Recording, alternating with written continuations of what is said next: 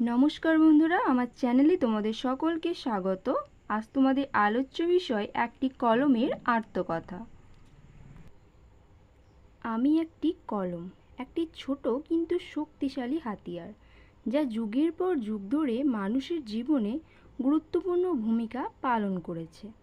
আমি একটি কারখানায় জন্মগ্রহণ করেছি, যেখানে আমি প্লাস্টিক, ধাতু এবং কালি দিয়ে তৈরি করেছে।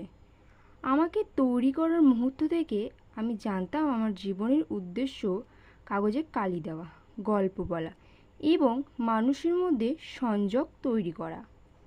আমি সারা জীবন ধরে প্রিয়জনদের চিঠি লিখতে, চুক্তিতে স্বাক্ষর করতে, ছবি আঁকতে এবং নোট লিখতে অভ্যস্ত হয়েছি। আমি লিখতে শেখা শিশুদের হাত ধরেছি। আমি বিশ্বের গুরুত্বপূর্ণ মুহূর্তগুলির সাক্ষী হয়েছি এবং যেগুলি ঘটানোর জন্য আমি একটি ছোট্ট ভূমিকা পালন করেছি।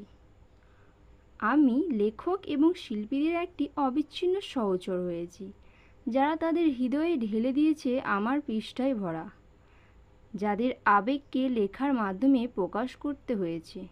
তাদের জন্য আমি কান্নার কাঁধ হয়েছি। সময়ের সাথে সাথে আমি হারিয়ে গিয়েছি এবং খুঁজে পেয়েছি। বন্ধু এবং অপরিচিতদের মধ্যে পাস করেছি এবং বিশ্বের বিভিন্ন প্রান্তে ভ্রমণ করেছি। কিন্তু আমি যেখানেই যাই না কেন, আমি সর্বদা আমার উদ্দেশ্য মনে রাখি। লিখিত শব্দের শক্তির মাধ্যমে লোকেদের নিজেদের প্রকাশ করতে এবং অন্যদের সাথে সংযোগ করতে সহায়তা করা, এটাই আমি। তো সম্পূর্ণ ভিডিওটা দেখার জন্য তোমাদের সকলকে অসংখ্য ধন্যবাদ এবং অবশ্যই চ্যানেলটিকে সাবস্ক্রাইব করে রেখো আরও ভিডিও পাওয়ার জন্য। আর বন্ধুদের মধ্যে ভিডিওটা শেয়ার করো। সকলেই ভালো থেকো এবং সুস্থ থেকো। আবার দেখা হবে পরবর্তী ভিডিও। ধন্যবাদ।